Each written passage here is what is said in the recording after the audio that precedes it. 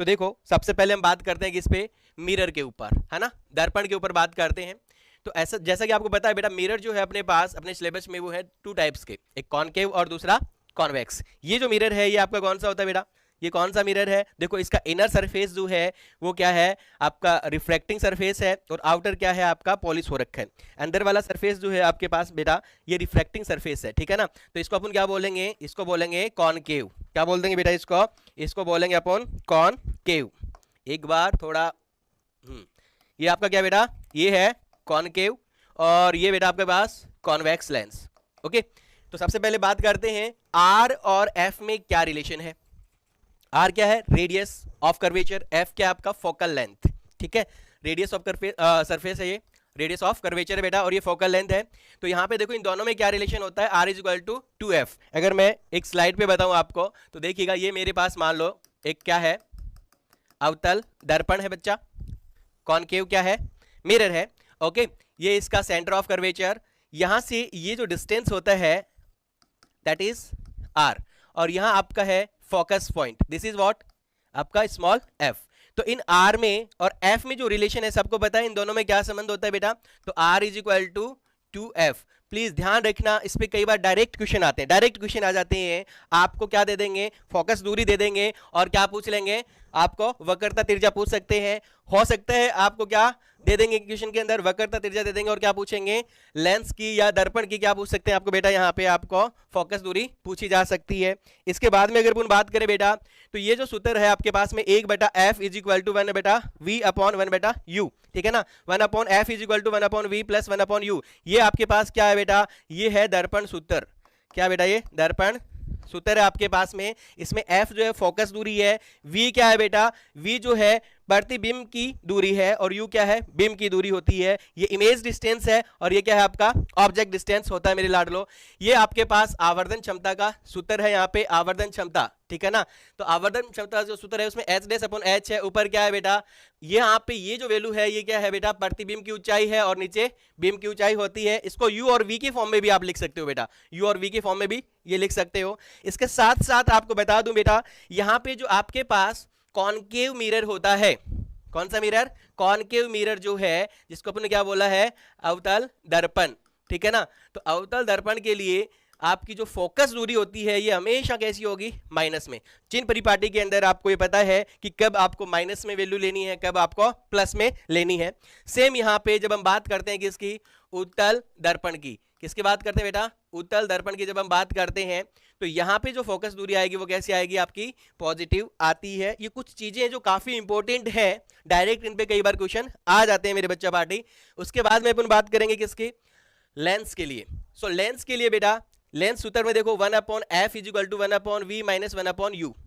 एक और यहाँ पे जो मेजर मिस्टेक हम लोग करते हैं, हम भूल जाते हैं कई बार कि माइनस कहाँ आएगा और प्लस कहाँ पे आता है, और गलती होने के चांसेस हैं। तो बेटा एक बात याद रख लेना, जब हम लोग दर्पण पढ़ रहे हैं तो दोनों के बीच में प्लस आएगा आपके पास, 1/v प्लस 1/u। और यहाँ पे मेरे लाड लो, यहाँ पे अगर बात करें अपन तो यहाँ क्या आ रहा है आपका माइनस। साथ में आवर्धन क्षमता की बात करें अपन तो देखिएगा, यहाँ पे जो आपके पास दर्पण की आवर्धन क्षमता थी, मैग्नीफाइंग पावर जो है बेटा, तो यहाँ पे देखो माइनस आ रहा है, क्योंकि देखो इस फॉर्मूले में यहाँ प्लस है ना, 100% यहाँ प्लस है, तो यहाँ क्या लगाओगे आप, माइनस लगाओगे।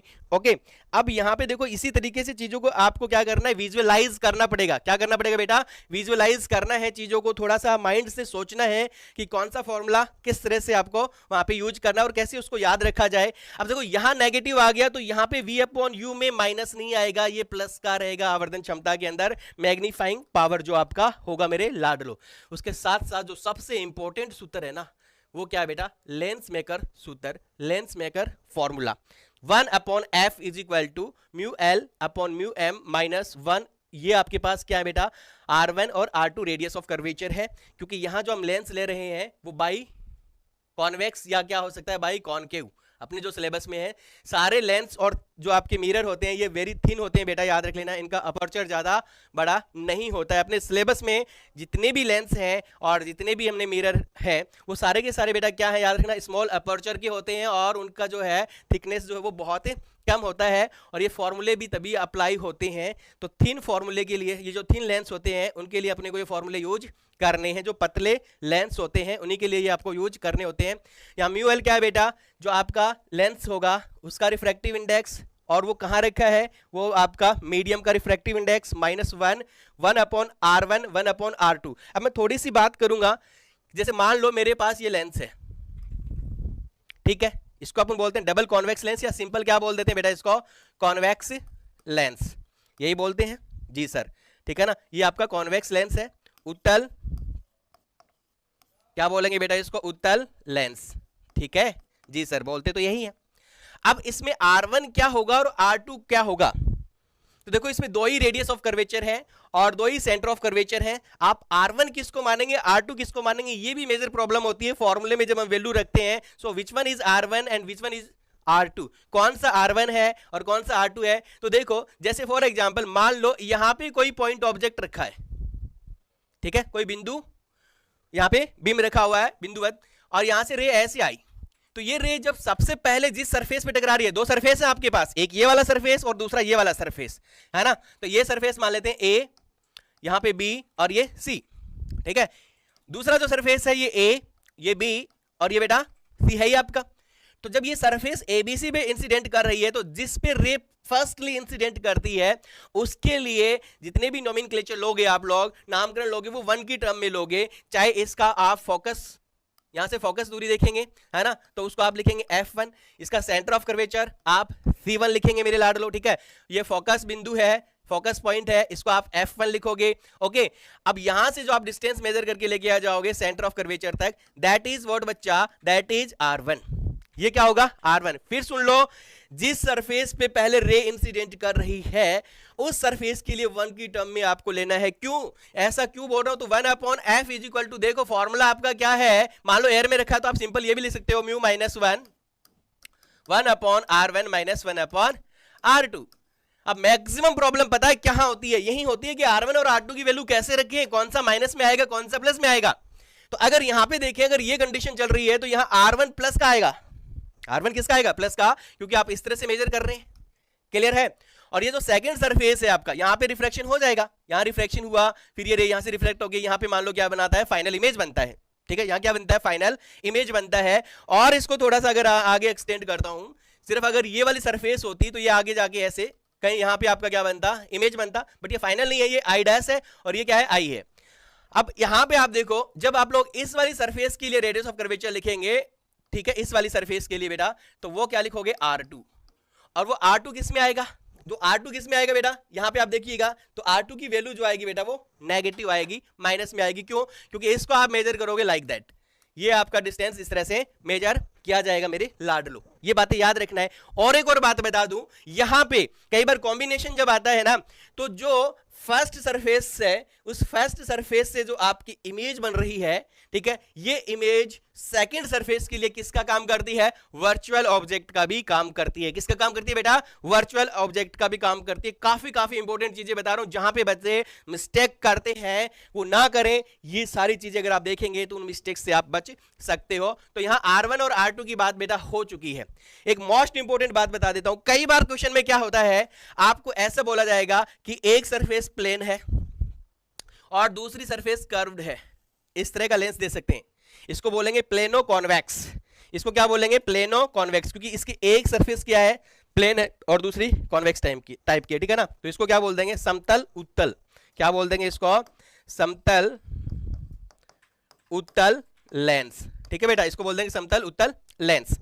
अब जब इसके लिए आप लेंस मेकर सूत्र लगाते हो ना, तो फिर गड़बड़ होती है। तो याद रखना, जब आपके पास कोई भी सरफेस समतल है, प्लेन है, तो उसका रेडियस ऑफ कर्वेचर आपको हमेशा क्या लेना है, अनंत लेना है। मोस्ट इंपॉर्टेंट ब्रेकिंग न्यूज है आज की बेटा ये, ठीक है, प्लीज याद रखें। अगर किसी लेंस में कोई एक सरफेस आपको कैसी बना दी जाती है, प्लेन बना दी जाती है, प्लेन समतल, तो उसके लिए रेडियस ऑफ कर्वेचर हमेशा क्या लिखोगे आप, इन्फिनिटी। क्यों? क्योंकि एक सिंपल ऐसी लाइन है भाई, तो इसको कर्व करके पता नहीं कहां से ये बहुत बड़ा इसका अपर्चर बनेगा, और बहुत बड़ा अगर इसका अपर्चर बनेगा इस स्ट्रेट लाइन का, तो सिंपल सी बात है इसका सेंटर ऑफ कर्वेचर कहां होगा, बहुत दूर होगा, तो वहां से रेडियस ऑफ कर्वेचर भी आपका क्या बन जाएगा, इन्फिनिटी। ठीक है ना? तो यहाँ पे ये जो दूरी है, रेडियस ऑफ कर्वेचर जो है, वक्रता त्रिज्या है, इसका जो मान है वो कितना आएगा बेटा, अनंत आएगा। क्या ये बात चमकी मेरे लाडलो? क्या ये बात चमक गई है आपको? आगे बढ़े तो ये चीजें आपको याद रखनी है, और खास करके लेंस मेकर सूत्र को बहुत अच्छे से आपको करना है। यहाँ R1 और R2 वैल्यू कैसे रखी जाए, इस पे मैं आगे बहुत बढ़िया बढ़िया एक दो क्वेश्चन भी आपको करवाने वाला हूं मेरे लाडलो, तो ये काफी इंपॉर्टेंट यहाँ पे फॉर्मूला हो जाता है बच्चा। उसके बाद कॉम्बिनेशन की बात करते हैं। कॉम्बिनेशन ऑफ लेंस पे अगर अपन चले मेरे लाडलो, तो कॉम्बिनेशन ऑफ लेंस में देखिए, जैसे मैंने दो लेंस यहाँ पे कनेक्ट कर दिए हैं, ठीक है, ये L1 है और ये L2 है, ठीक है, कॉन्वेक्स भी ले सकते हो, कॉनकेव भी ले सकते हो, एक कॉन्वेक्स एक कॉनकेव, ठीक है, उसके अकॉर्डिंग उनकी फोकल लेंथ भी आपको लेनी है, उन्हीं के अकॉर्डिंग, ठीक है ना। तो अब यहाँ पे मेरे बच्चा आपका जो इक्विवेलेंट फोकल लेंथ आएगा उसके लिए इस तरह का फॉर्मूला यूज कर सकते हो, और यहाँ माँ भी अप्लाई कर सकते हो। क्या अप्लाई कर सकते हो? अपना जो शॉर्ट ट्रिक है, अपना जो शॉर्ट ट्रिक है, क्या वो अप्लाई कर सकते हैं? यस, वो शॉर्ट ट्रिक आप यहाँ पे अप्लाई कर सकते हो। माँ एम का मतलब बताया हुआ आपको, मल्टीप्लाई करना और भाई डिवाइड करके फिर क्या करना, एडिशन करना। जैसे दो लेंस, ये लगेगा दो के लिए, दो के लिए आप यूज कर सकते हो, है ना। मतलब आप अगर यहाँ इक्विवेलेंट फोकल लेंथ निकालना चाहते हो तो वो F1 F2 upon F1 plus F2 ये फॉर्मूला आप यूज करोगे। इसको जब सॉल्व करते हो तो यही आता है आपके पास में। तो इससे क्या है, आपका टाइम सेव हो सकता है। ये छोटी छोटी जो शॉर्टिंग अगर याद रखोगे आप लोग, तो टाइम आप सेव कर सकते हो। अब बोलोगे कि सर यहाँ तो दो ही लेंस है, तो माँ अप्लाई कर दिया आपने। अगर यहाँ तीन लेंस होते तो क्या करते सर? भाई तीन के लिए क्या करते, पहले 2 के लिए लगा लेते, उनसे इक्विवेलेंट फोकल लेंथ आ जाता आपके पास में, फिर उसके साथ अगला जो लेंस है उसमें अप्लाई कर सकते हो, ठीक है ना। तो ये शॉर्ट ट्रिक काफी ज्यादा बच्चे यूज करते हैं। जो बच्चे क्या करते हैं भाई साहब, नीट और जेईई की तैयारी करते हैं, उनके पास ऐसी ढेरों सारी ट्रिक्स होती हैं, और इसी वजह से बेटा वो बहुत ही बेहतरीन क्वेश्चन जो वो कर पाते हैं विद इन द टाइम, ठीक है ना, विद इन द टाइम। बच्चों की यही भी प्रॉब्लम बहुत आती है कि सर टाइम नहीं बच पाता है, तो भाई टाइम बचाने के लिए प्रैक्टिस भी करो, और शॉर्ट ट्रिक्स को भी आपको क्या करना है, यूज करना होता है मेरे लाडलो। नेक्स्ट बात करते हैं अपन प्रिज्म के ऊपर। किस पे बात कर ले? प्रिज्म। तो ये आपके पास एक प्रिज्म है, ठीक है ना, ये क्या बेटा है कि प्रिज्म है। अब प्रिज्म क्या होता है, ये वो जो भी है उसके अंदर डिटेल में नहीं जाएंगे अपन, सिंपल इस पे फॉर्मूले की बात करते हैं। तो देखो बेटा, यहाँ पे ये प्रिज्म है, ये इसकी रिफ्रैक्टिंग सरफेस है, ये दूसरी रिफ्रैक्टिंग सरफेस है, ये इसका बेस होता है, ये सारी चीजें हैं, है ना। अब यहां से ये रे इंसिडेंट कर रही है, तो यहाँ पे ये एंगल जो है इंसिडेंट एंगल बन गया। अब ये यहां से क्या करेगी, अंदर रिफ्रैक्ट करेगी। आपको पता है बाहर ये रेयर मीडियम है, और ये अंदर वाला जो मीडियम होता है ये कौन सा होता है बेटा, ये होता है denser medium. This is rare medium and this is denser medium. अब जो रे रेयर से डेंसर में जाएगी, है ना, विरल माध्यम से, ये कौन सा माध्यम है, विरल माध्यम, और ये आपका है सघन माध्यम बेटा। तो जब ये इससे इसमें जा रही है तो हमें पता है नॉर्मल की तरफ मुड़ती है ना, अभिलंब की तरफ मुड़ी, और ये चली यहां से यहां तक और यहां पहुंची। अच्छा, एक और बात याद रखना, जो प्रिज्म है अगर ये होमोजीनियस है तो ये रे फिर आगे अंदर इसके स्ट्रेट चलेगी, ठीक है। जरूरी नहीं है बेस के पैरेलल हो, कैसे भी हो सकती है, बट ये जो कंडीशन बना रखी है, ये कौन सी कंडीशन है, ये मेरे लाल पाल गोपाल जरूर जानते होंगे मेरे लाडलो। इसमें बेस के पैरेलल आ रही है ये, तो ये जो कंडीशन है ये डेल मिनिमम की कंडीशन मैंने शो कर रखी है। इस पे भी क्वेश्चन आता है, मैं आगे बात करूंगा इसके ऊपर लाडलो, ठीक है ना। हाँ, अब यहां आगे फिर इसका रिफ्लेक्शन होगा, तो अब ये डेंसर से रेयर में जाएगी, तो अवे फ्रॉम नॉर्मल, तो ये रे इंसिडेंट रे है, ये रिफ्लेक्टेड रे है, और इसको बोलते हैं इमर्जेंट रे, इसको बोलते हैं निर्गत किरण, ठीक है ना। ये निर्गत किरण है आपके पास में, यहां जो कौन बना, ये निर्गत कौन बना है। अब ये कितना डेविएट हुई है, देखो ऐसे जा रही थी, जूम ऐसे जा रही है रे, और यहां पे बैंड कर गई, कितना बैंड कर गई है ना, ऐसे जा रही थी और फिर ऐसे बैंड कर गई, तो यहां पे कितना डेविएशन हुआ है। तो यहां पे डेविएशन एंगल को निकालने के लिए जो इमर्जेंट रे है, निर्गत आपकी जो किरण है, उसको पीछे बढ़ाया हमने ऐसे, और जो आपके पास इंसिडेंट रे है, ठीक है ना, आपतित जो किरण है, उसको आगे की तरफ ऐसे बढ़ाया। तो इन दोनों में यहां ये जो कोण बना, ये आपका कौन सा है, ये है एंगल ऑफ डेविएशन, विचलन कोण आप इसको बोल सकते हो, कि किरण कितनी विचलित हुई है अपने पथ से, ठीक है ना, कितना विचलन हो रहा है। यहाँ पे ये ऐसे जा रही थी, ऐसे चली गई, अगर ये प्रिज्म नहीं होता तो ये सीधी ऐसे जा रही होती, ठीक है ना। तो इसमें विचलन कौन है, ये विचलन कितना है, तो डेल आपका आ जाएगा। अब इस डेल का फॉर्मूला क्या होता है बेटा, तो इस डेल का फॉर्मूला देखो मैंने लिखा है आपको, del is equal to I plus E minus का ए। आई क्या है, इंसिडेंट एंगल, ई क्या है आपका इमर्जेंट ये वाला, ठीक है, और माइनस ए, ए क्या होता है, एंगल ऑफ प्रिज्म, ए क्या होता है बेटा, एंगल ऑफ प्रिज्म आपका होता है। ये बात आपको इसमें याद रखनी मेरे लाडलो, ठीक है। और यहाँ पे ए को कैसे निकाल सकते हो, तो R1 प्लस R2 से आप ए फाइंड आउट कर सकते हो। ये ए की वैल्यू जो है ये क्या आएगी आपके पास, R1 प्लस R2 आप ये निकाल सकते हो मेरे बच्चा पार्टी, ठीक है। तो ये कुछ फॉर्मूले आपको इसमें याद रखने हैं। अब सीधे अपन चलते हैं कहां पे, capital of India, no, del minimum पे चलते हैं, है ना। न्यूनतम विचलन कोण जो है वो कब आता है, डेल मिनिमम की कंडीशन क्या आती है बेटा। तो यहां पे देखो बेटा, ये एक्सपेरिमेंटल देखा गया, डेल मिनिमम की जो कंडीशन आई है ये क्या है, ये एक्सपेरिमेंटल हमने देखा। क्या देखा बच्चा, क्या देखा कि जब हम लोग क्या कर रहे थे, इंसिडेंट एंगल, है ना, किसको बेटा, आई को हम डिफरेंट एंगल में चेंज कर रहे थे, है ना। आई को कभी इंक्रीज कर रहे थे, कभी डिक्रीज कर रहे थे। तो यहां देखिएगा, इधर इंसिडेंट एंगल लिया हमने ग्राफ में, और इधर क्या है अपना डेविएशन एंगल है। तो जैसे जैसे हमने आई को बढ़ाया, जैसे जैसे हमने आई को बढ़ाया, देखो यहां पे दिखा देता हूं, ये प्रिज्म बनाता हूं, ठीक है लाडलो। और इसके अंदर क्या कर ले अपन, इसके अंदर क्या करोगे गुरु, ये लीजिए आपका इंसिडेंट रे, आपतित किरण, ठीक है। ये आपकी ये वाली किरण हो गई है ना, आप ये, और ये आपके पास निर्गत किरण हो गई है। अब यहां पे देखो, आप अभिलंब बनाते हो, लंबवत ऐसे बनाते हो, ठीक है। ये कोण कितना है, आई। अब जैसे जैसे मैंने इस आई कोण को बढ़ाया, जैसे जैसे आई कोण को बढ़ा रहा था, तो यहां पे मेरे लाडलो क्या था कि आपका डेविएशन, क्योंकि ये ऐसे आपके पास ये ऐसे, तो इस डेविएशन एंगल में चेंज आ रहा था। अलग अलग आई के एंगल पे हमने डेविएशन एंगल को नोट किया, अलग अलग आपतित कोण पे हमने विचलन कोण निकाला। तो स्टार्टिंग में पता है क्या हुआ, स्टार्टिंग में जब हम आई को बढ़ा रहे थे, है ना, आपतित कोण को बढ़ा रहे थे, तो देखो आपका डेल जो है वो कम हो रहा था, देख सकते हो, है ना। डेल यहां ज्यादा है कि नहीं है। फिर जैसे जैसे आई बढ़ रहा है, डेल नीचे आया, नीचे आया, नीचे आया, नीचे आया। एक पॉइंट हमें ऐसा मिला बेटा, एक पॉइंट ऐसा मिला जब हम क्या करते जा रहे थे, आई को बढ़ाते जा रहे थे, क्या करते जा रहे थे, आई को इंक्रीज करते जा रहे थे। जैसे जैसे हम आई को क्या कर रहे हैं, इंक्रीज कर रहे हैं, आई को इंक्रीज कर रहे हैं मेरे लाडलो, तो हमें स्टार्टिंग में तो डेल मिनिमम मतलब ये कम होता जा रहा था, कम होता जा रहा था। एक ऐसा पॉइंट आ गया रे बाबा, एक ऐसा पॉइंट आ गया, उसके ऊपर वापस से क्या होने लग गया, जब हम आई बढ़ा रहे थे तो डेल बढ़ने लग गया। सिर्फ एक ऐसा पॉइंट मिला, और ग्राफिकल जब रिप्रेजेंट किया ना, तो यहां पे सिर्फ एक ऐसा पॉइंट मिल रहा था हमें जिस पे डेल की वैल्यू जो वो सबसे कम आई, और उसी को क्या बोला गया, डेल मिनिमम बोला गया। क्या बोला गया बेटा, उसको डेल मिनिमम बोल दिया गया। ये है आपका वो पॉइंट।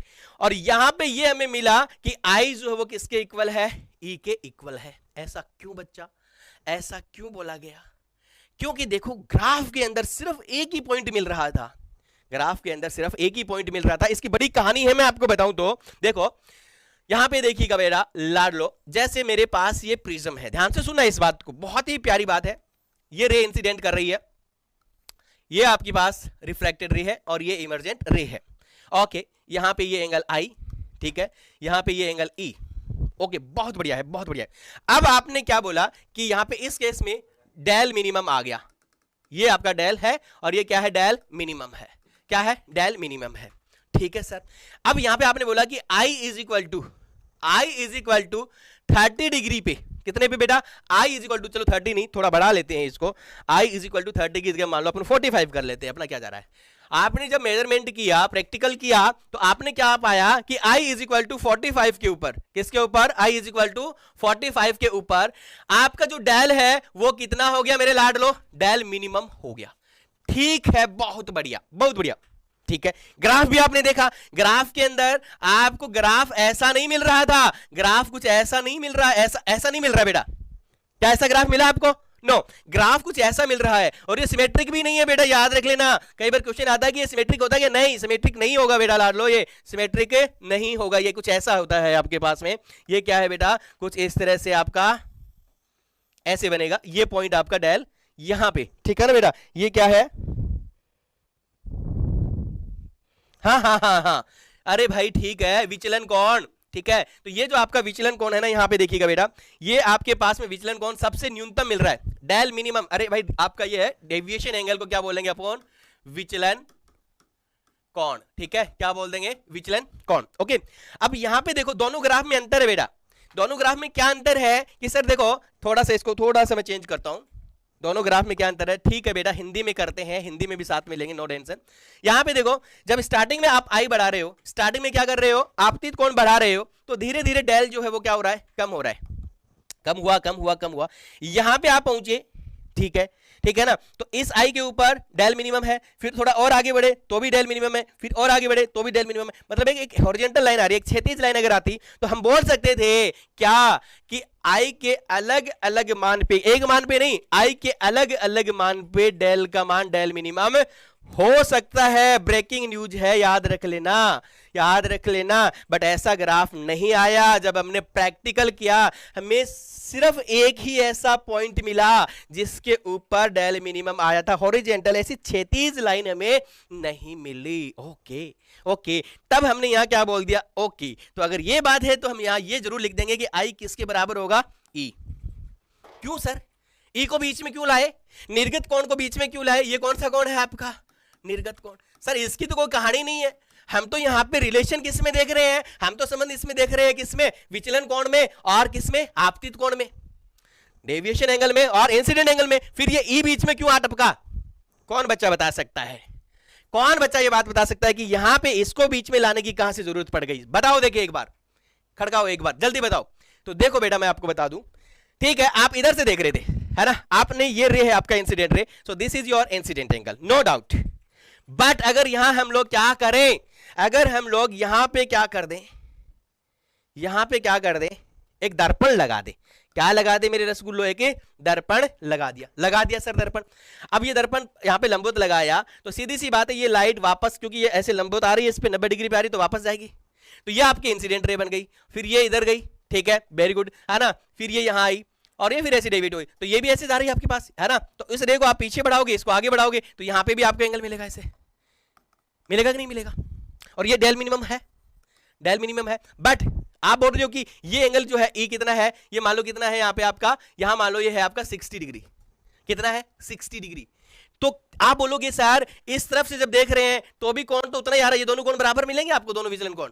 बट ये यहां से जब इधर से आपका इंसिडेंट रे है, अगर ये आपकी आपतित किरण है, ये आपकी क्या बेटा आपतित किरण है, तो ये आपका कौन सा कोण होगा, आपतित कोण होगा। तो यहां आई का मान कितना आया, 60 डिग्री। ध्यान से सुना इस बात को, तो 60 डिग्री पे भी आपको डेल जो है वो क्या मिल रहा है, डेल मिनिमम, ठीक है। और जब आप इधर से आए, है ना, इधर से जा रहे हो, तो ये आपका कितना था, ये मैंने कितना बताया आपको 45, मतलब 45 डिग्री पे भी आपको क्या मिल रहा है, डेल मिनिमम मिल रहा है। 45 डिग्री के ऊपर भी, है ना, विचलन कोण क्या मिल रहा है, न्यूनतम मिल रहा है।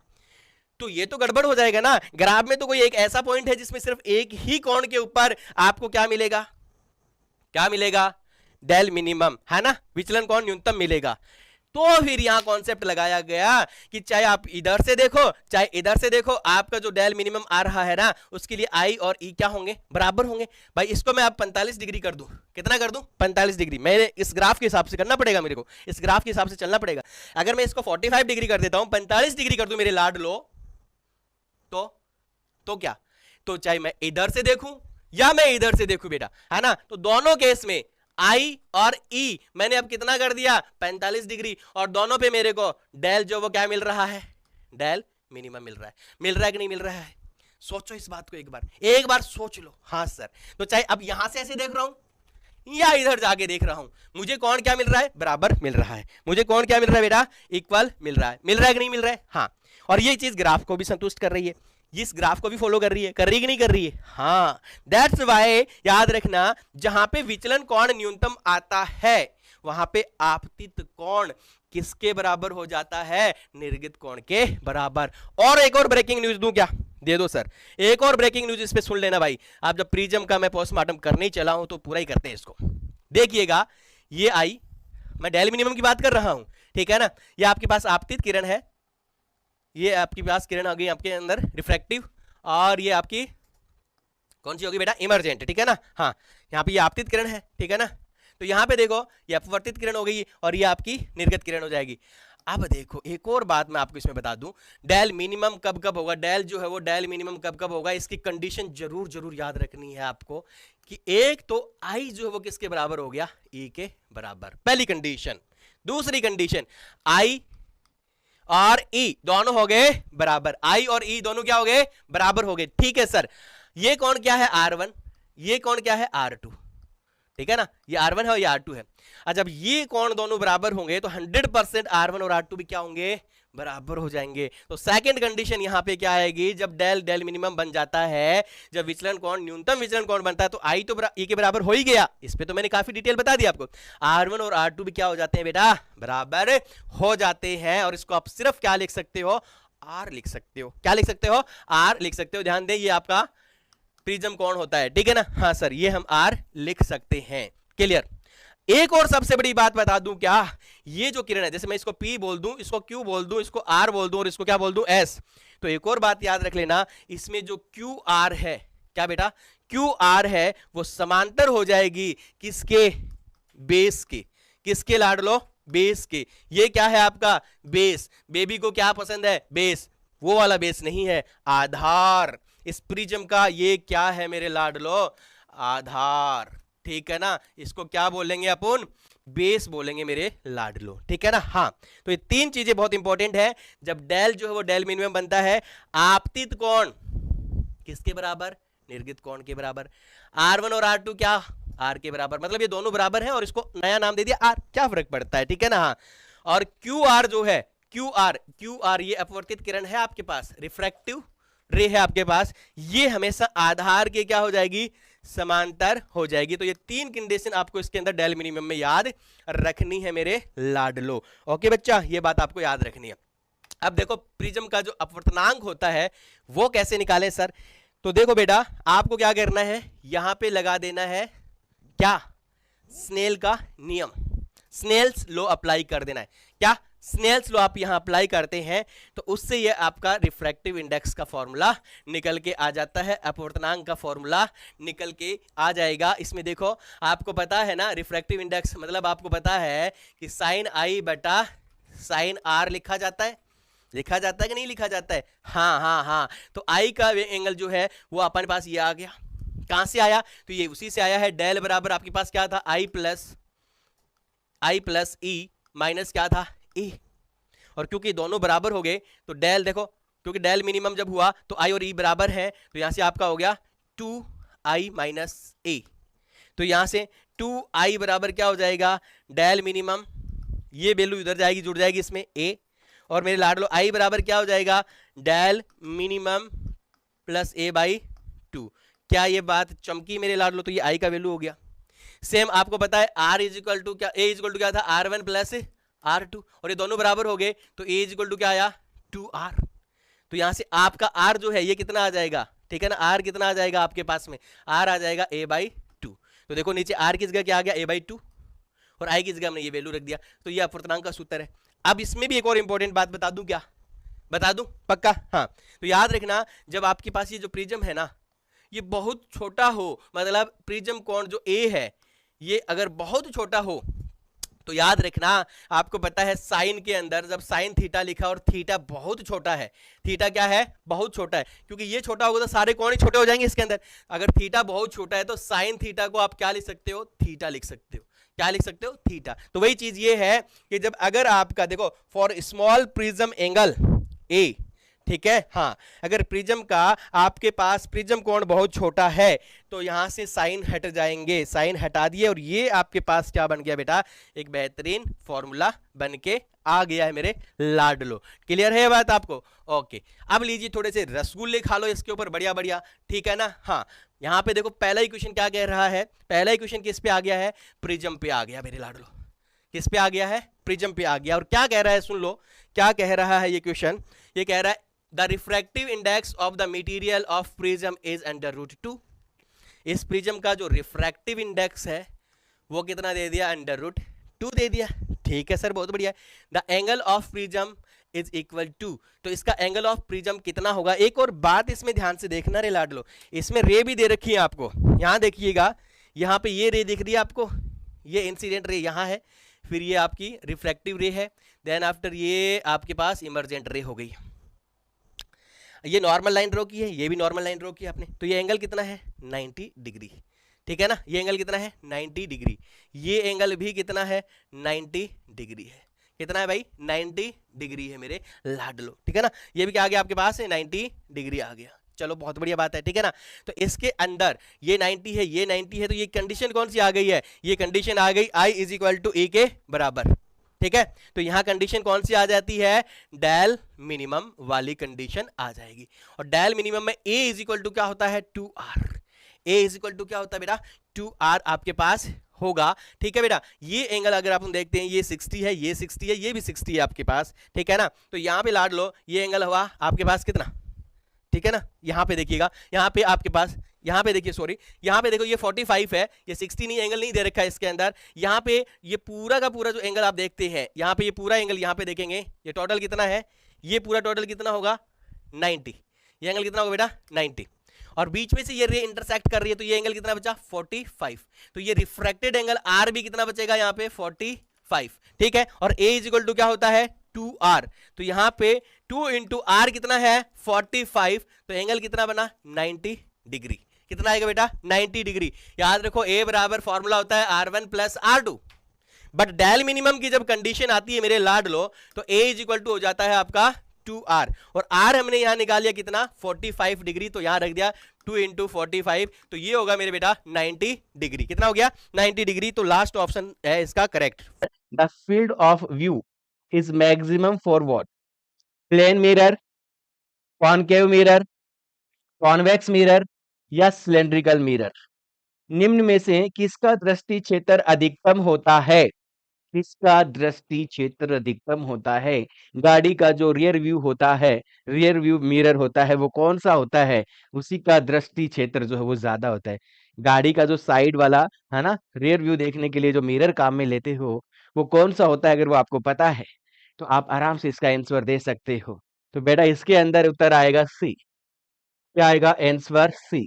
सी को लॉक कर दीजिएगा, सी को क्या कर दो मेरे लाड लो, यहाँ पे लॉक कर देना। बहुत ही प्यारा शुगर फ्री ये रसगुल्ला था बेटा, शुगर फ्री रसगुल्ला था। देखो अगर मैं बात करूं बेटा यहाँ मिरर की, है ना, तो एक प्लेन मिरर है, ये आपके पास एक प्लेन मिरर है बच्चा। तो इसका तो व्यू जो होगा इतना ही होगा ना, इसके जस्ट सामने वाला हिस्सा। यहाँ कोई ऑब्जेक्ट है वही दिखेगा, यहाँ कोई ऑब्जेक्ट है वो दिखाई देगा क्या, नहीं। और अगर बात करूं मैं यहाँ कॉनकेव की, ये तो समतल दर्पण था, ये मेरे पास अवतल दर्पण है।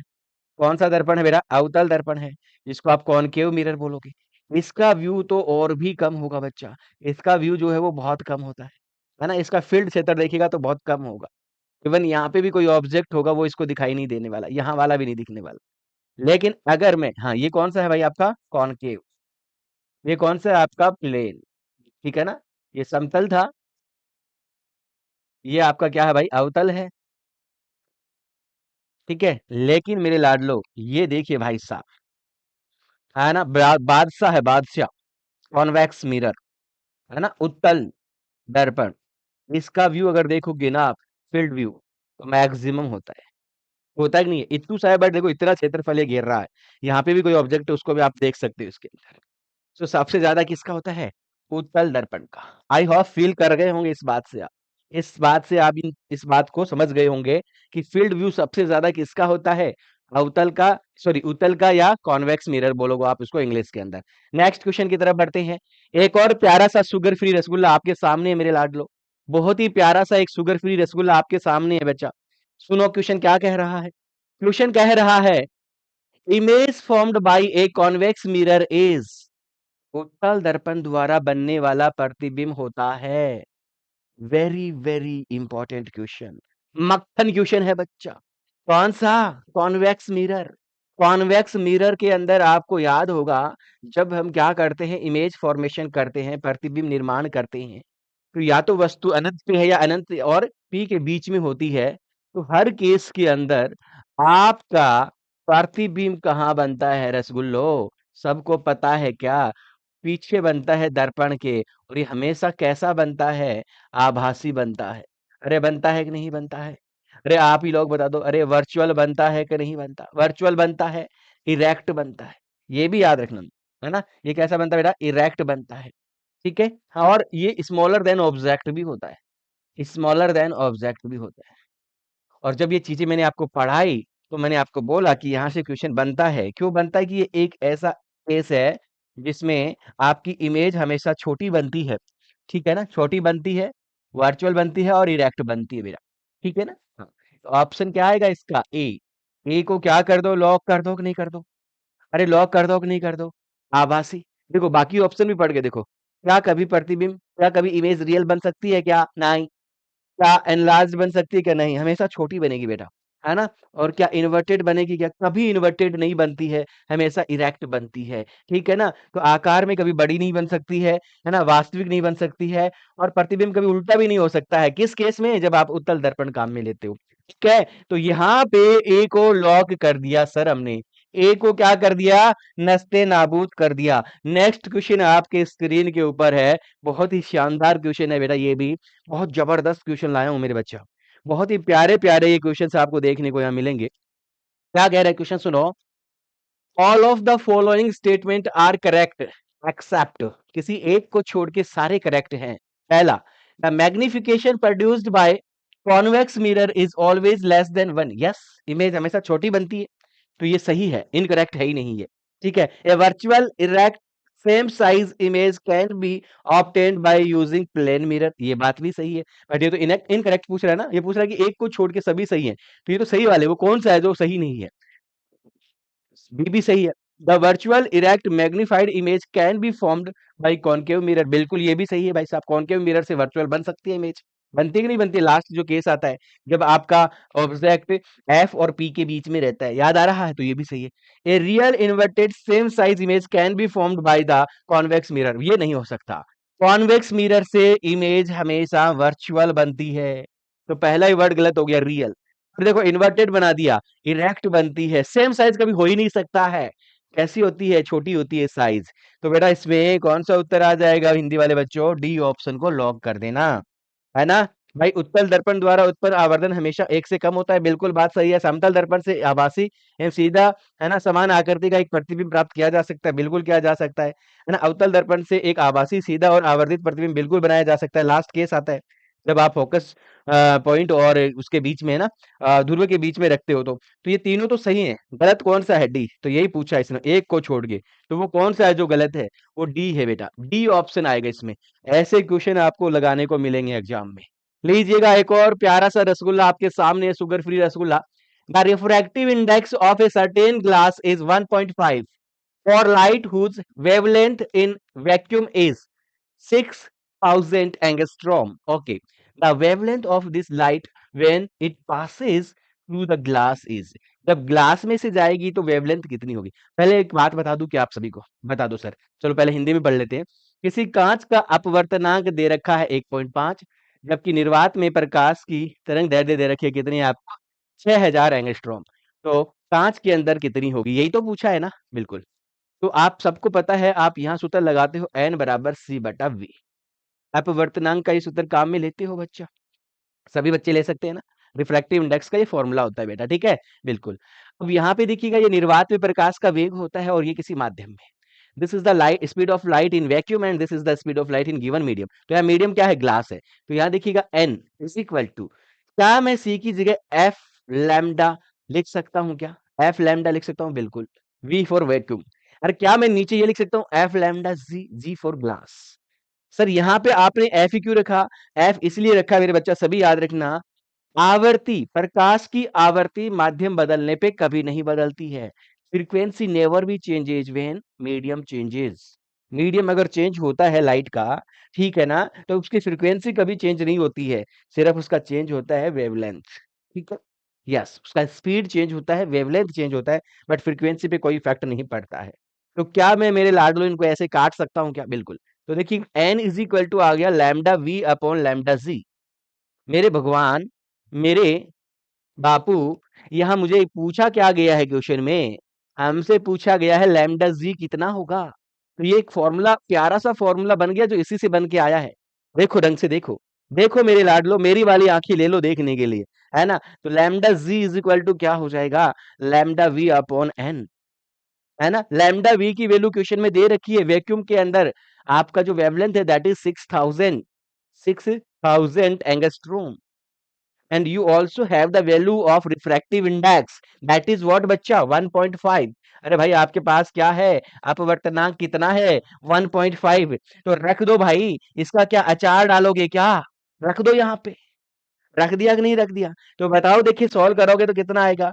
ये यहाँ काटोगे तो एक जीरो लग जाएगा, और 15 फोर जा कितना होता है 60, 15 चौके 60, तो यहाँ पे आ गया मेरे हिसाब से 4000 एंगस्ट्रॉम। किस किस को बात चमक गई? सबको चमक गई कि नहीं चमक गई? लैम्डा जी इज व्हाट बच्चा? अरे 4000 angstrom is the right answer. Option A को लॉक कर दो मेरे चंदूलाल, ऑप्शन ए को क्या कर दो? लॉक कर दो। कमाल का था ना क्वेश्चन?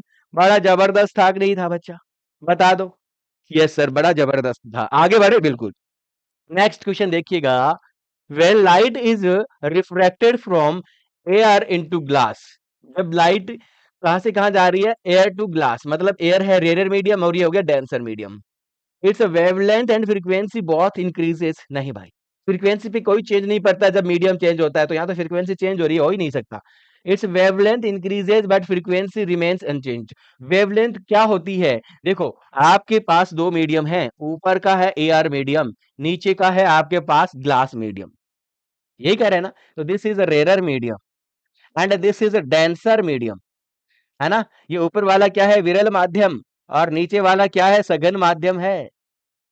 जब ऐसा आप करते हो कि प्रकाश विरल से सघन में आता है, प्रकाश जब विरल से सघन में आता है तो अभिलंब की तरफ मुड़ता है, और यह भी पता है कि उसका वेग घटता है, और वेग घटता है मतलब इसकी तरंग दैर्ध्य की वैल्यू घटेगी, क्योंकि वेग बराबर होता है एफ लैम्डा। तो वेग निर्भर किस पे करता है? लैम्डा पे। अगर यहाँ सघन माध्यम में वेग घटेगा तो 100% लैम्डा भी घटेगा, तो ऑप्शन बी भी नहीं हो सकता, यहाँ तो इंक्रीज लिखा हुआ है।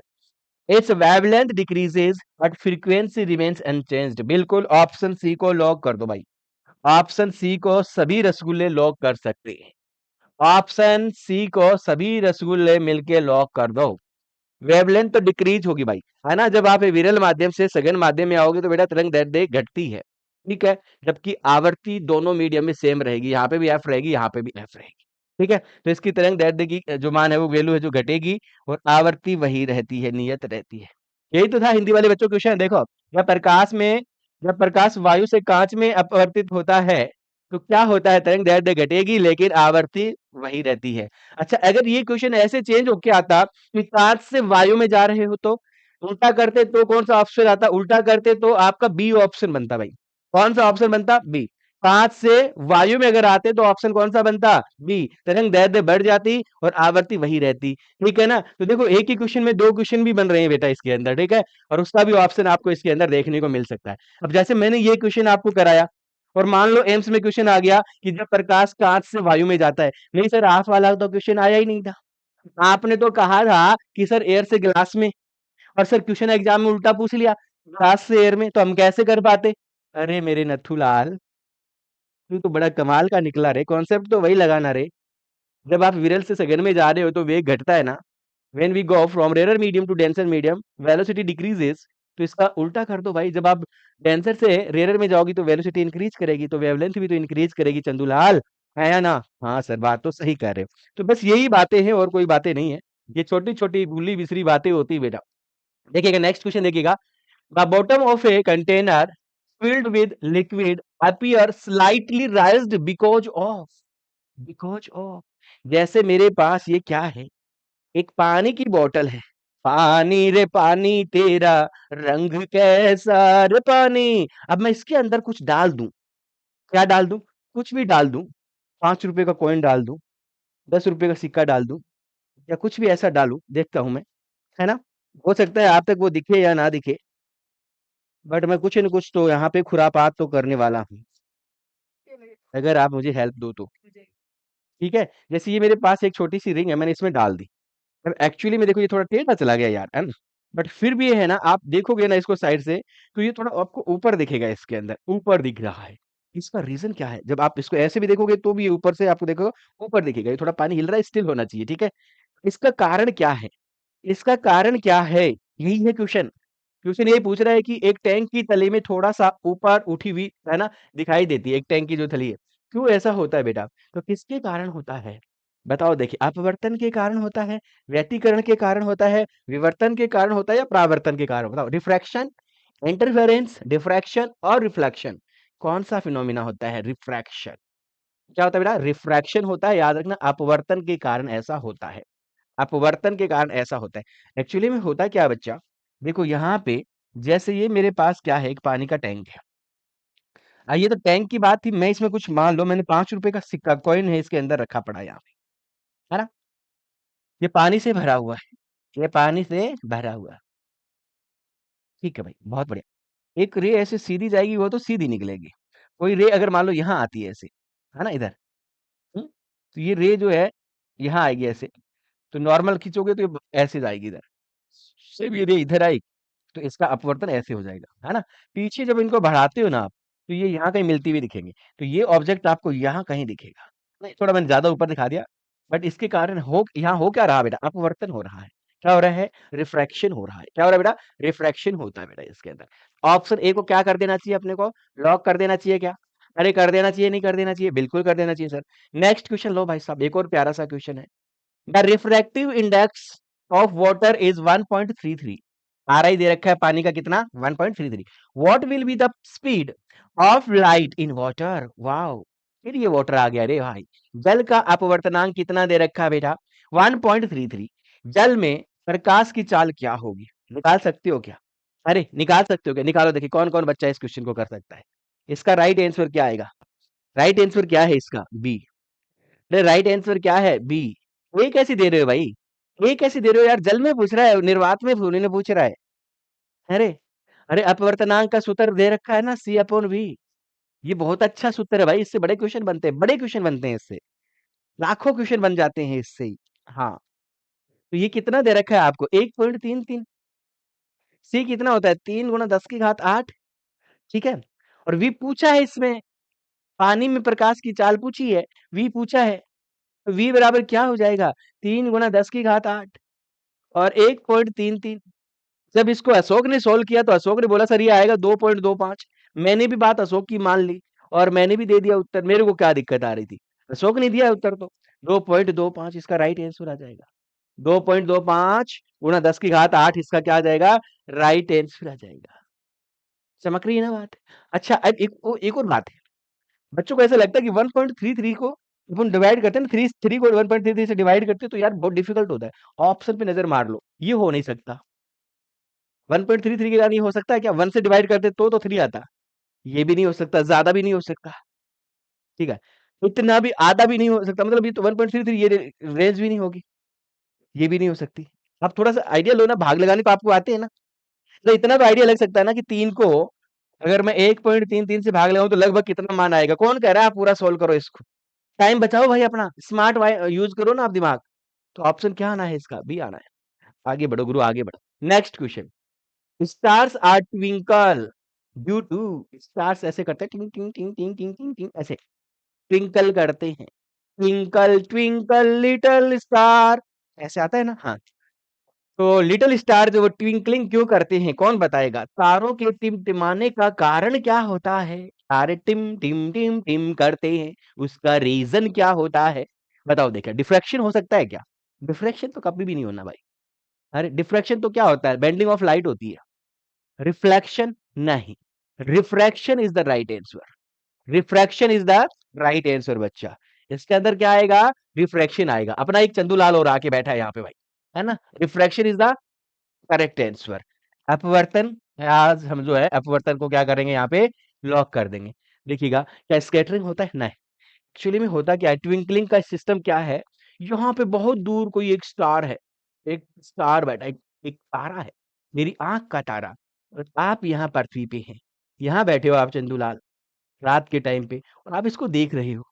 आपको ये कभी ज्यादा चमकता हुआ दिख रहा है, कभी कम, ये जो कम ज्यादा चमकता हुआ दिखता है इसी को ट्विंकलिंग कहते हैं, टिमटिमाना कहते हैं, कहते हैं नहीं, ये क्यों होता है, तो क्या होता है, यहाँ से जो लाइट आती है ना, तो बीच में वायुमंडल आता है, उसकी बहुत सारी परतें आती हैं ऐसे, ठीक है।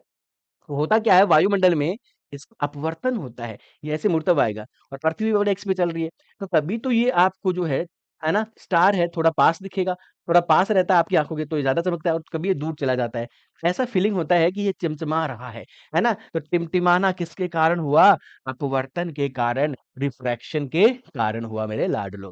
ठीक है, ओके, आगे बढ़े, बिल्कुल आगे बढ़ो सर। नेक्स्ट क्वेश्चन देखो बेटा, critical angle of light passing from glass to air is minimum for, very important question, very important question. मक्खन क्वेश्चन है, बड़ा अच्छा क्वेश्चन है, बट बिल्कुल मक्खन क्वेश्चन है बेटा। बताओ देखिए इसका राइट आंसर क्या आएगा। पिछले 4 क्वेश्चन से मैं जवाब नहीं दे पा रहा था। हाँ, बताओ, बताओ, बताओ। शाबाश, शाबाश, वेरी गुड। लगे रहो मेरे लाडलो। यस, ऐसे ही जमे रहो। हाउस द जोश, जोश इज हाई। बताओ देखिए बेटा इसका आंसर बताओ। इस क्वेश्चन का आंसर बताओ फटाफट। अभी वो रिंग ना चली जाए पानी मेरे साथ मुंह में। हम्म, बोलो बेटा, राइट आंसर क्या होगा? क्वेश्चन को एक बार फिर पढ़ लो। कांच से वायु में प्रवेश करते हुए प्रकाश का किस रंग के लिए क्रांतिक कोण न्यूनतम होगा? चंदूलाल, क्रांतिक कोण जब लिखते हैं तो अपन लिखते हैं साइन आई सी बराबर 1/n। ये लिखते हो कि नहीं लिखते हो? बिल्कुल यही लिखते हैं। अब यहाँ पे अगर मैं आईसी लिखना चाहूं, आईसी क्रांतिक कोण, तो मैं लिखूंगा साइन इनवर्स 1/n। अरे आईसी बराबर साइन इनवर्स 1/n। एन है क्या? रिफ्रैक्टिव इंडेक्स, अपवर्तनांक।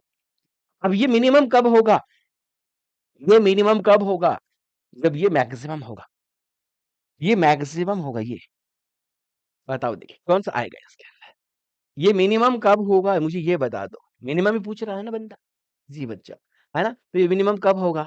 जब ये मैक्सिमम, और मैक्सिमम रिफ्रैक्टिव इंडेक्स किसका होगा? वॉयलेट का। किसका होगा बेटा? वॉयलेट। ठीक है। तो वॉयलेट कलर, बैंगनी कलर के लिए क्रांतिक कोण का मान सबसे न्यूनतम होगा। ये इसका सॉल्यूशन पड़ा है मेरे रसगुल्लो। ठीक है ना? अगर एन मैक्सिमम हुआ तो भाई साहब आपका आईसी क्या हुआ? मिनिमम हुआ। तो बैंगनी कलर को कौन कौन मानता है भाई? लोग कौन कौन करेगा? सभी कर दो। कर दो इसको नस्ते नाबूद बेटा। क्या कर दो इसको? नस्ते नाबूद कर दीजिएगा। अगले क्वेश्चन की तरफ बढ़ते हैं। If the critical angle for total internal reflection from a medium to vacuum is 30 degree, the velocity of light in the medium is, ओहो हो, कालजे को ठंडक देने वाला क्वेश्चन है।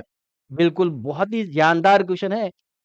कलेजे की कोर जिसको बोलते हैं ना, वो क्वेश्चन है बेटा ये। किसी माध्यम से निर्वात में पूर्ण आंतरिक परावर्तन के लिए क्रांति कोण 30 डिग्री है, तो माध्यम में प्रकाश का वेग कितना होगा? बताओ देखिए। क्रांतिक कोण दे रखा है आपको, आईसी दे रखा है बच्चा। आईसी कितना दे रखा है? 30 डिग्री। कितना दे रखा है भाई? 30 डिग्री। तो क्या यहां से अपवर्तनांक निकाला जा सकता है? क्या यहां से अपवर्तनांक निकाला जा सकता है? बढ़िया भाई बढ़िया। आप बच्चों का जो जोश है वो देखते ही बनता है भाई साहब। तो यहाँ देखिए बच्चा, यहाँ पे ये इतनी इंफॉर्मेशन ही काफी है भाई साहब। किसके लिए? वेग निकालने के लिए माध्यम के अंदर। अरे आप सभी को पता है साइन आईसी बराबर 1/n माध्यम का अपवर्तनांक होता है कि नहीं होता? तो यहाँ रख दो ना मान, साइन 30 डिग्री 30 डिग्री बराबर 1/n। इसकी वैल्यू होती है 1/2 बराबर 1/n। यहाँ से मुझे बता दो चंदूलाल n कितना आ गया? अरे n 2 आ गया सर। अपवर्तनांक कितना आ गया?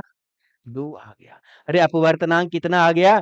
2 आ गया। अगर अपवर्तनांक 2 आ गया तो अपवर्तनांक बराबर होता है C/V। ये कौन कौन मानता है कि अपवर्तनांक बराबर C/V? हम सब मानते हैं। ठीक है, तो यहाँ से V बराबर क्या हो जाएगा? C/n। C का मान कितना होता है? 3 गुना 10 की घात 8, 3 इंटू 10 की पावर 8, यही होता है। n कितना, n कितना निकाल लिया आपने? 2 निकाल लिया। कितना हो गया? 1.5 इंटू 10 की पावर 8 मीटर पर सेकेंड। ओहो हो, ऑप्शन बी को लॉक कर दो भाई। ऑप्शन बी को क्या कर दो? लॉक कर दो। सहमत है क्या? क्या मेरी बात से सहमत हैं आप सभी? हाँ सर, बिल्कुल हम एग्री करते हैं आपका जो सॉल्यूशन है उससे। भाई आपको क्या दे रखा है? क्रांतिक कोण दे रखा है, क्रिटिकल एंगल दे रखा है। थोड़ा दिमाग लगाओ यार, इससे कैसे क्वेश्चन सॉल्व करें? दिमाग लगाया तो भाई साहब दिमाग में बात आई कि साइन आईसी बराबर क्या होता है? 1/n। दिमाग तो दौड़ाना पड़ेगा भाई। 1/n होता है। ओहो मजा आ गया। यहाँ से n आ जाएगा और फिर n के सूत्र से हमने v निकाल लिया। कमाल कर दिया भाई लाडलो। क्या कर दिया? कमाल कर दिया। इसलिए कह रहा हूं काफी अच्छा क्वेश्चन था। Very important question, very important question for AIIMS, for your upcoming exams. है ना? अब एम्स के लिए लिख दिया, इसका मतलब ये नहीं है कि यूपी वाले नहीं करेंगे, वो भी करेंगे भाई। ये नहीं है कि आरयूएचएस वाले नहीं करेंगे, वो भी करेंगे। ये नहीं है कि बिहार वाले नहीं करेंगे, सब करेंगे। है ना? हाँ, सभी करेंगे। ओके, आगे बढ़ते हैं नेक्स्ट क्वेश्चन पे। Total internal reflection of light is possible when the light enters from. प्रकाश का पूर्ण आंतरिक परावर्तन कब संभव है? जब प्रकाश, किसी ने क्या खूब कहा है, किसी ने क्या खूब कहा है कि पूर्ण आंतरिक परावर्तन की कितनी घटना, कितनी चीजें होती हैं? दो चीजें मुख्य होती है। पूर्ण आंतरिक परावर्तन अगर करवाना है तो उसके लिए दो शर्तें लागू होती है। वो दो शर्तें याद है क्या?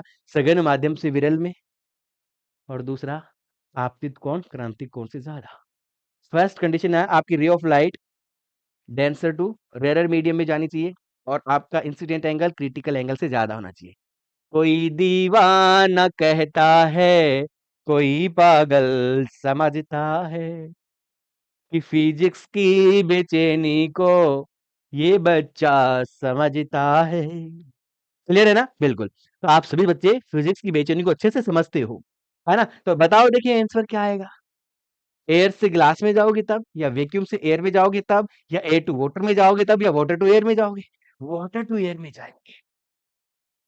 डेंसर से रेरर, डेंसर से रेरर, डेंसर से रेरर, डेंसर से रेरर। डिंग चका डिंग चिका ओ ओ ओ ओ। राइट आंसर क्या आ गया? डी। पानी से वायु में प्रवेश करते हैं ना, पानी से वायु में, तो आप सघन से विरल में चले गए कि नहीं चले गए हो? तो आपका पूर्ण आंतरिक परावर्तन होने के चांसेस हैं। मैं ये नहीं कहूंगा कि हो जाएंगे, संभव लिखा है इसने भी भाई साहब, होगा ये जरूरी नहीं है, बट संभव है। होगा ये जरूरी कब होगा? जब आपतित कोण भी क्रांतिक कोण से ज्यादा हो जाए तो फिर लिखेंगे होगा ही होगा भाई साहब। ठीक है? अरे याद तो है क्या? आपका आपतित कोण क्रांतिक कोण से ज्यादा हो, और आपकी जो प्रकाश की किरण है वो कौन से माध्यम से कौन से माध्यम में जाए? सघन से किस में दौड़े? विरल की तरफ भागे। सघन से विरल मतलब डेंसर से किधर जाना चाहिए रे ऑफ लाइट? डेंसर से रेरर में जाना चाहिए। अरे जाना चाहिए कि नहीं जाना चाहिए? जाना तो चाहिए भाई साहब। ठीक है? तो ऑप्शन क्या लगा दो?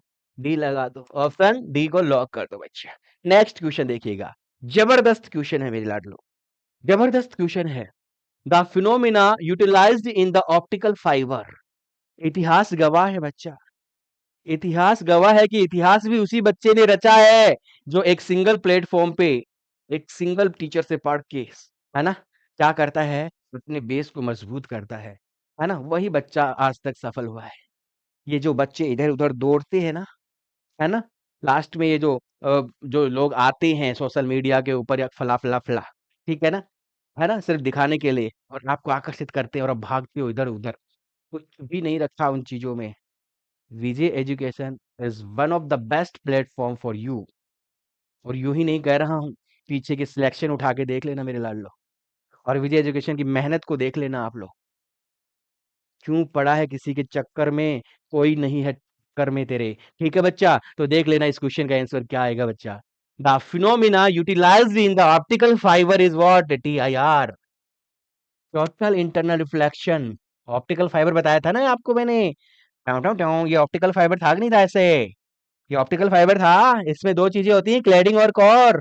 याद आ रहा है? क्लैडिंग और कोर, यस सर, क्लैडिंग और कोर आपने बताया था बहुत अच्छे से हमें। अंदर वाला पार्ट कोर, ठीक है, हिंदी में इसको बोल देते क्रोड। बाहर वाला पार्ट क्या? बाहर वाला पार्ट क्या है? अरे क्लैडिंग, क्लैडिंग है कि नहीं है बच्चा? बिल्कुल बिल्कुल बिल्कुल बिल्कुल, है ना? हाँ, इसको आच्छद बोलते हैं बेटा, आच्छद, आच्छद। ये भी पता है कि कोर जो है इसका अपूर्णांक अगर n1 है और इसका n2 है, तो कोर का अपूर्णांक ज्यादा होता है किससे? आच्छद से। ठीक है ना? तभी तो आप सघन से विरल में जाओगे, और फिर इसके अंदर पूर्ण आंतरिक परावर्तन होता है, ढैचा ढैचा इस तरह से, है ना? यहाँ पे आप सर्वे संकेत है उनको भेज सकते हो, आप विद्युत संकेतों को भेज सकते हो, ठीक है ना? जी बच्चा, ठीक है। तो इसका सही उत्तर क्या आएगा? पूर्ण आंतरिक परावर्तन। ठीक है ना? पूर्ण आंतरिक टोटल इंटरनल रिफ्लेक्शन, सॉरी, है ना, टोटल इंटरनल रिफ्लेक्शन, पूर्ण आंतरिक प्रतिबिंब। ये गड़बड़ लिख दिया यहाँ पे ना, ये प्रतिबिंब नहीं आएगा, पूर्ण आंतरिक परावर्तन आएगा बेटा, है ना, परावर्तन। ये बाय मिस्टेक लिखा गया, पूर्ण आंतरिक परावर्तन होगा बच्चा, ठीक है। ओके, आगे बढ़े, बिल्कुल आगे बढ़ो सर। नेक्स्ट क्वेश्चन देखिएगा, अगला क्वेश्चन है, a ray of light propagate from glass, जिसका रिफ्रैक्टिव इंडेक्स दे रखा है, टू वाटर, और उसका भी रिफ्रैक्टिव इंडेक्स दे रखा है। The value of the critical angle, प्रकाश की एक किरण कांच अपवर्तनांक दे रखा है, सिर्फ पानी में, उसका भी अपवर्तनांक दे रखा है, फैलती है, तो क्रांतिक कोण कितना होगा? तो भाई देखो, क्रांतिक कोण का सूत्र क्या होता है? एक्चुअली में रियल में क्रांतिक कोण का सूत्र जब हम लिखते हैं तो ये लिखते हैं n1/n2। ऊपर होता है विरल माध्यम का अपवर्तनांक और नीचे होता है सघन माध्यम का अपवर्तनांक। प्लीज याद रख लेना इस बात को। ऊपर होता है रेरर मीडियम का अपवर्तनांक और नीचे होता है डेंसर का। तो यहाँ देखो साइन IC। मुझे बताओ, आपके पास दो माध्यम है, दो मीडियम है, एक ग्लास है और एक पानी है, किसका अपवर्तनांक कम होगा? अरे 4/3, मतलब ऊपर आएगा 4/3, ठीक है। नीचे आएगा 3/2, 3/2 आएगा तो 3 और 2 ऊपर चला जाएगा।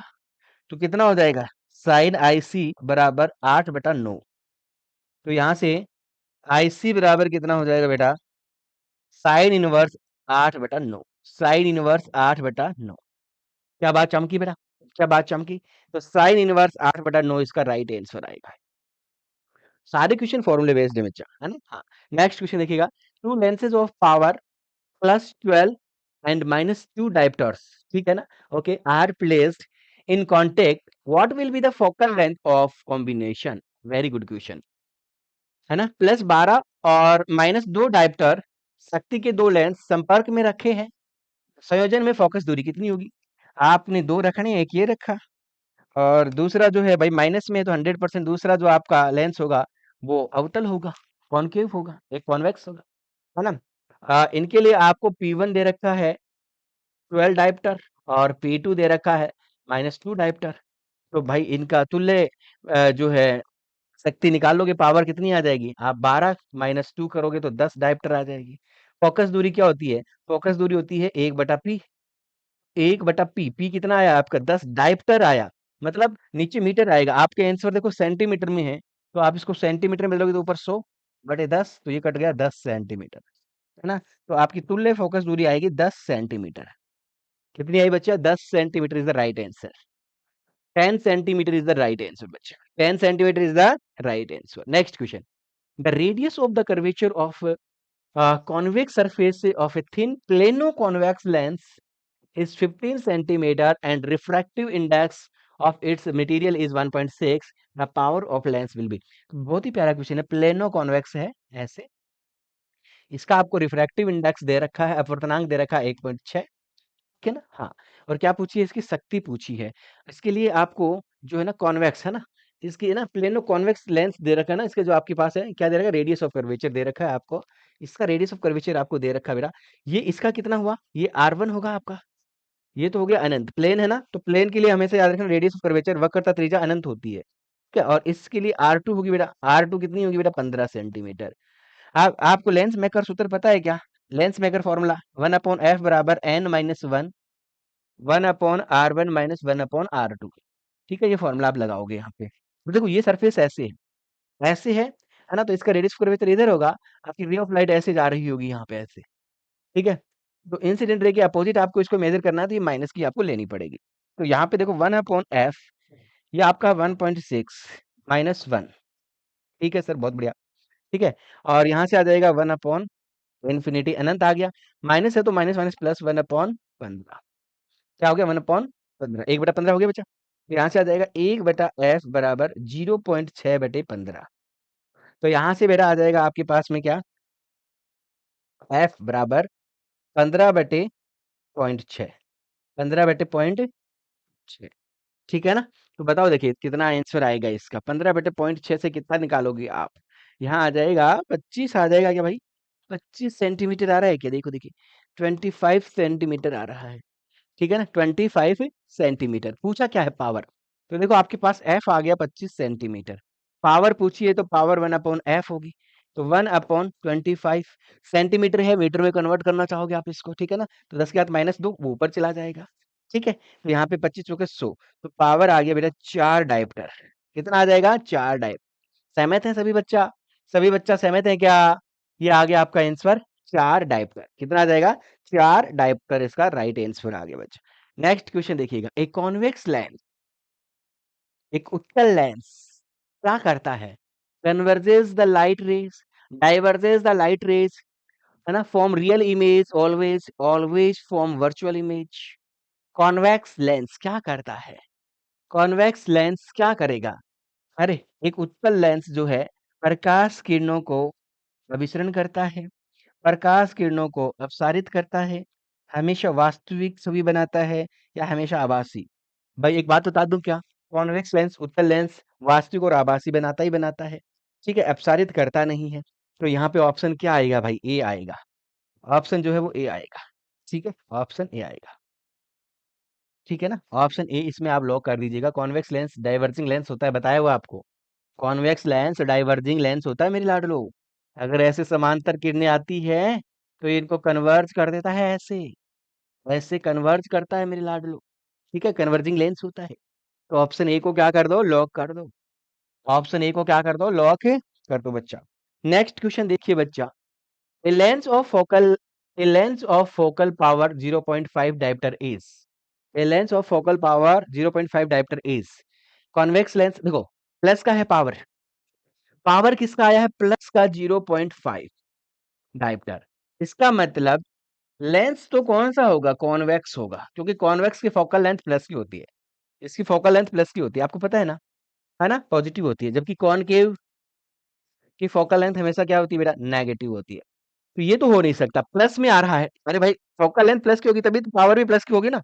तो इसमें कॉनकेव वाले ऑप्शन तो काट दो, ये ऑप्शन तो हो ही नहीं सकते, कॉनकेव वाले दो तो वैसे उड़ गए, ना बी हो सकता है और ना डी, क्योंकि इसमें कॉनकेव है ना, क्यों नहीं हो सकते, क्योंकि देखो आपको पावर है वो प्लस में दे रखी है ना, फोकल क्षमता का एक है ना लेंस दे रखा है, कितनी फोकल क्षमता का 0.5, है ना, डायप्टर फोकल क्षमता का लेंस दे रखा है, प्लस की है ये वैल्यू। तो इसके अंदर बेटा क्या नहीं हो सकते हैं, अवतल वाले तो हो ही नहीं सकते हैं, तो बी और डी तो हो ही नहीं सकते ऑप्शन। अब या ए है या ए है या क्या है, सी है। ये ऐसे नहीं हो सकता, क्योंकि 0.5 तो इसकी पावर है, तो 0.5 इसकी फोकस दूरी तो हो ही नहीं सकती, फोकल लेंथ हो ही नहीं सकती। तो ऑप्शन क्या बचा, सी। अरे फोकल लेंथ है और पावर सेम हो सकती है क्या, नहीं, ये तो एक दूसरे के व्युत्क्रमानुपाती होती हैं। फोकल लेंथ निकालोगे तो 0.1.0.5 0.5 करोगे, कितनी आएगी यहाँ से, फोकल लेंथ आएगी 2 मीटर, कितनी आएगी 2 मीटर। अरे भाई 0.5 को 1/2 लिख सकते हो ना आप इसको, एक सही 1/2 लिखोगे इसको तो ये 2 आ जाएगा, ठीक है ना, 2 आ जाएगा। तो ऑप्शन सी को लॉक कर दो, 2 मीटर फोकस दूरी का एक उत्तल लेंस होगा। उत्तल किससे पता चला, क्योंकि उत्तल लेंस जो है ना उसकी फोकस दूरी प्लस की होती है बेटा, याद रख लेना। ओके नेक्स्ट क्वेश्चन पे आते हैं, क्या कह रहा है क्वेश्चन देखिए, the angle of minimum deviation for a prism of refractive index 1.5 is equal to the angle of prism, ठीक है, the angle of prism is, है ना, ये वैल्यू कुछ दे रखी है, आइडिया ले लेंगे अगर इसे कुछ पता चलता है तो। देखो बहुत भला आदमी था, इसने कुछ हिंट भी दे दी हमें, है ना। अपवर्तनांक 1.5 वाले प्रिज्म के लिए न्यूनतम विचलन कोण प्रिज्म के कोण के बराबर है, तो प्रिज्म कोण कितना होगा। भाई यहाँ पे देखो सीधी सीधी बात है ना, क्वेश्चन के अंदर अपवर्तनांक दे रखा है, तो प्रिज्म के अपवर्तनांक का सूत्र आप सबको पता है क्या होता है, sine del minimum plus A by 2। अपवर्तनांक दे रखा है तो हिंट मिल गई ना कि ये सूत्र लगना है, साइन ए बाई 2। अब इसमें दूसरी हिंट क्या दे रहा है बंदा, देखो दूसरी हिंट दे रहा है कि न्यूनतम विचलन कोण प्रिज्म कोण के बराबर है, मतलब डेल मिनिमम यहाँ दे रखा है कि डेल मिनिमम जो है वो ए के बराबर है। तो यहाँ से देखिएगा ये सूत्र क्या बन जाएगा, एन बराबर साइन डेल मिनिमम की जगह भी ए लिख दोगे, ए प्लस ए कितना हो जाएगा रे, 2a, 2a/2, ठीक है, और नीचे क्या हो जाएगा, साइन a/2। अब ये साइन 2 का सूत्र लगा दो ना, साइन 2 थीटा का सूत्र क्या होता है, 2 साइन a/2 कॉस a/2, ठीक है। अपॉन में क्या आएगा, साइन a/2 है ही आपका, तो ये इससे कट जाएगा। बच्चे सोचेंगे सर ये क्या कहाँ से लिखा आपने, मेरा आपको बता दूं, देखो अपना काम चीजों को सिंप्लीफाई करना, साइन 2 थीटा का जो सूत्र होता है वो होता है 2 साइन थीटा कोस थीटा होता है बेटा, ठीक है। तो क्या यहाँ पे भी ऐसे ही बन रहा है, साइन 2 है और थीटा की जगह देखो ये a/2 है, तो क्या फर्क पड़ गया, है ना, देखो मैंने a/2 ही तो रखा है इनके साथ में, तो 2 साइन a/2 कोस a/2, ठीक है ना। साइन a/2 से साइन बाई a/2 कट जाएगा, तो n बराबर बचा क्या हमारे पास में, 2 कॉस a/2, और यहाँ से कॉस a/2 बराबर हो जाएगा आपके पास n/2। n की वैल्यू दे रखी है आपको कितनी बेटा, 1.5/2, तो 0.75 हो जाएगा। तो यहाँ से a/2 निकालोगे तो ये हो जाएगा कॉस इनवर्स 0.75, है ना बच्चा। और कॉस इनवर्स 0.75 की वैल्यू कितनी आएगी, 41 आएगी, तो इसकी जगह 41 रख दो बेटा, 41, है ना। अरे भाई यहाँ से देख लो ना, आपने हिंट दी है ना क्वेश्चन के अंदर इस बंदे ने, कॉस इधर जाएगा, कॉस इनवर्स 0.75 की वैल्यू कितनी आ जाएगी, 41, तो मैंने 41 लिख दिया। तो यहाँ से ए की वैल्यू कितनी आई, ए कितना आएगा, 2 नीचे डिवाइडेशन में है तो ये मल्टीप्लाई चला जाएगा, 2 × 41, 82 क्या 82 डिग्री दे रखा है क्या? देखो देखिए एंगल ऑफ प्रिज्म 82 आएगा बेटा इसका। कितना आएगा? 82। सी ऑप्शन लगा दो। सी ऑप्शन को लॉक